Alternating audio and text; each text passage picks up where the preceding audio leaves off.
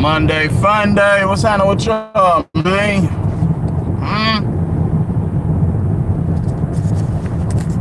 What's good? Drop this right here. I hope everybody having a good day, a good start to the week. I hope everybody has safe, prosperous, and happy new year. You know what I'm saying? So now we off and running. Like, share, subscribe. You know what it is.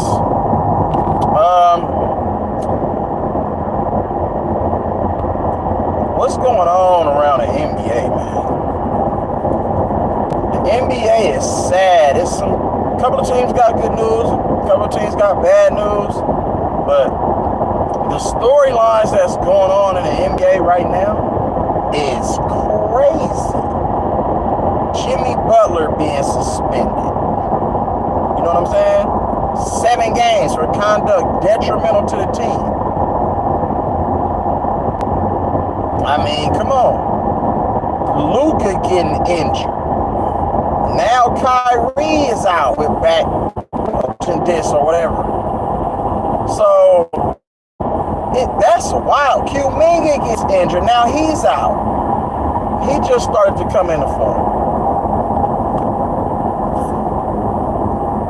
And then the load management across the NBA with, Philadelphia's big three playing, Phoenix big three playing, and they can't do anything. It's like you have 3 of the top players in the league on your team, and you mean to tell me y'all cannot win at a high clip and a consistent clip? That's sad, bro. That's sad. I'm talking about former MVPs, finals MVPs, perennial all-stars, and they still cannot get it done. So I'm looking and I'm like, okay, what's the coaching? It's not the coaching, because you fired the coach that you didn't want there. Now, nigga, what's Sacramento doing? All of a sudden, Malik Monk like, I just think that we got a player that we got a coach that used to play it. And now we're starting to play better because the way he talks to us and all that. Bro, take accountability, bro. Take fucking accountability, bro. You an athlete, get paid tons of money. You have an obligation and a job to fulfill, bro. So you mean to tell me you hate because you playing for a coach that just allowed you to just do whatever you want? It's all about accountability, bro. Mike Brown was the coach of the year. He put y'all in y'all first playoffs in a decade. So I just don't understand. I don't understand how all of a sudden now Doug Christie, and I'm not saying Doug Christie is a bad coach, but guess what? Doug Christie was the lead, has a lot of say-so on the team as a coach. You know what I'm saying? A lot of players will respond to the leader system because, to Malik's point, it's a different voice. So I don't understand why you couldn't perform the same way. You still got Doug Christie who's still giving you orders and direction. You know what I'm saying? And trying to help you from his position. Does it really matter if he's the head coach or the lead assistant? You know what I'm saying? So that makes no sense. And all of a sudden you're starting now, so everything is all good. And that's crazy because I had high expectations for Sacramento. So all of a sudden my high expectations came because it was the wrong coach. So now they're gonna start playing like I expected them to play from the beginning of the year. See, y'all gotta understand, bro. Conspiracy or not, these teams and these players play bad on purpose, bro. With all the money that's being invested, like I always say time and time again, they do shit that's uncharacteristic. They're not competitive from one night to the next. It's always inconsistent. The teams that's competitive every night are the best teams in the NBA. That's what you're seeing. OKC, Cleveland, far better than any other team in their respective conferences and throughout the entire NBA because they compete every night. And that's testament to good and great coaching. Their coaches and their best players prepare them every day to go out there and put the best product on the court and to play high-level basketball. Period, point blank. The rest of these teams, I don't know what the hell they be doing. Steve Kerr already been blown out 100 times this year. It's just like, and then he comes out and said, oh, well, that's the new NBA. You just get blown out. You just don't get blown out, bro. If you're a well-prepared team to play a basketball game and you make adjustments throughout, coaches to take accountability just as much as I need accountability.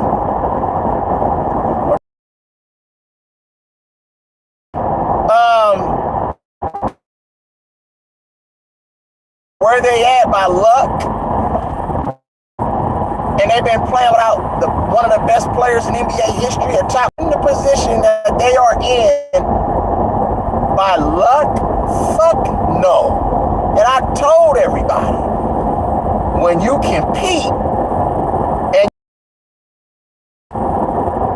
and you got great coaching, you're gonna put yourself in position to compete every night and win a lot of games. But they need to get that nigga a knee replacement. If the nigga got knee swelling, just get a new damn knee. If that's the case, I know a lot of people who get knee replacements. Shit. You get a new knee, nigga, ain't no swelling. You got a whole brand new knee. So I ain't never heard of a nigga had knee swelling for a whole damn year and been injured. If it's not a torn meniscus, a patella tendon, or an ACL, or PCL, is that in your elbow? Shit. In his knee. And see what he can do with that.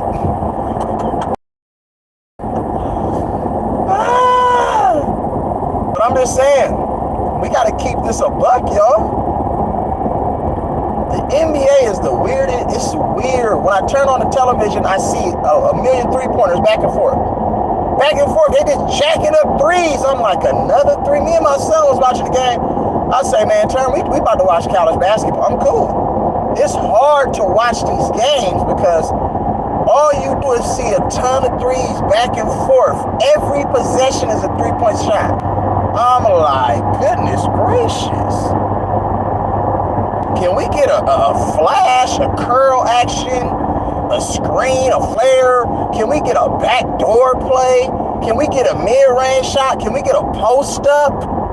Can we get something other than just taking a million step-back threes? I don't know. That's just me. I don't know. It's just not entertaining for me. You know what I'm saying? That's not basketball in my opinion. Three. Come on, man. Mix it up. Do something different. You feel me? Those are my expectations. Bradley Beal being benched, that's crazy. You know what I'm saying? They can once compare Bradley Beal when he first came into the league out of the University of Florida, they compared him to Ray Allen, Hall of Famer. Which, I don't know if that was a fair comparison at the time, but he does kind of resemble, you know what I'm saying, what Ray Allen looked like in his younger days. Athletic, can handle the ball, can shoot, you know what I'm saying? But Bradley Beal has been hampered by injuries, but why would y'all trade him to the Suns? Bradley Beal has never been a good defender in the NBA. I don't know why. If you have nice size on you and athleticism, I don't know why every player in the NBA is good defenders. Hell, the Joker, he can play better defense. What the fuck is wrong with the Joker? Why the Joker can't play D? I don't get it. Sengun tries to play defense. He's slow. Not as slow as the Joker. But I mean, there were a lot of players, you know what I'm saying, back in the day that were slower but gave effort and played defense. And accumulating a lot of steals and getting stats and, oh, I got a block. Oh, I got 3 steals today. That doesn't necessarily mean that you're playing defense. I'm talking about altering shots, getting deflections, not letting your man score, not letting your man get offensive rebound. It's more to just playing defense than accumulating stats. And we're driven by an analytical ass concept that controls the game. You know what I'm saying? The point that analytics controls everything and dictates how much you should pay a certain player, that's fucking the game all the way off. There's a lot of motherfuckers who making a lot of money shouldn't be getting paid that much money. And a lot of these motherfuckers who make a lot of money don't even get a lot of playing time. They ride the bench. So I'm like, he got paid based off of what? One season where his numbers were kind of like, you know what I'm saying? They're inflating the numbers. I'm like, wow. It's just straight crazy and absurd. Houston Rockets is another young team. You can say young, inexperienced, but they got a couple veterans on that team, but they play hard every night. You know what I'm saying? And I respect the teams, and that's why I like certain teams, the OKCs, and certain teams that's winning and playing, you know, exceptional basketball. They're competing on both ends of the court. Those are the teams that make the NBA watchable. But a lot of these other teams losing on purpose. You got a couple of teams that ain't even trying to win. Toronto ain't trying to win. It's a whole bunch of teams that's not even trying to win. They just out there. I'm like, but they got talent on the team, so I don't understand why they not, you know what I'm saying, putting forth their best effort. You can't say that they're not good, because I think the coach for the Charlotte Hornets and Toronto Raptors are exceptional coaches. In my opinion, they have a high basketball IQ. Utah, now you're seeing Utah starting to play better. If you looked at Utah's last 5-6 games, they starting to compete. And and when you do that, it'll win. See, the basketball guys will reward you if you're playing the right way and you're playing hard and you coaching the right way. You know what I'm saying? But if you're out there just tanking, trying to lose just so you can secure a #1 draft pick in which you think is going to turn your whole franchise around, then I don't think that that's the best route to take, in my opinion, because you're damaging the game. Because you're telling the little children and you're telling all these other people that idolize certain players in the NBA's game, globally or whatever, you're telling them that it's okay not to play hard. It's okay not to put your best foot forward. Is that what we want to sell? Is that the kind of product that you would want to sell? So if you're a business owner and you're selling a product, right? Think about this. And this dog, you got loose, look, he's finna get hit. Bam. And you're selling a product, right? Think about it. Wouldn't you want to put the best in that product so it sells so you can make a lot of money? You know what I'm saying? Why would you just half-ass it? That makes no sense to me. You feel me? So the NBA needs to do a better job in really preaching playing defense. And nobody comes to the game for the referees to control the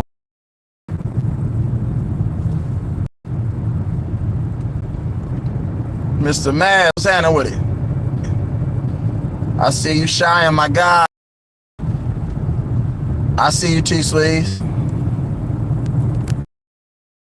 Yeah, I mean, I don't understand this shit. You know what I'm saying? Teams who blow leads and shit, it's just crazy. The Boston Celtics are a disgrace. I hate watching them because now all Tatum does is jack up 14 threes a game.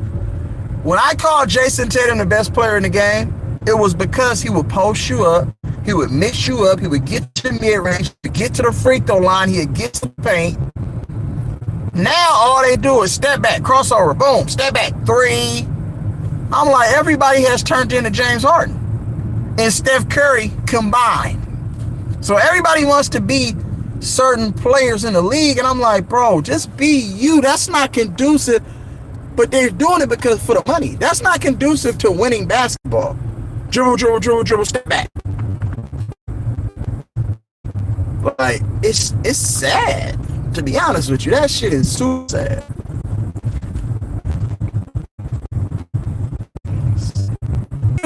Challenge, they'll challenge for the whole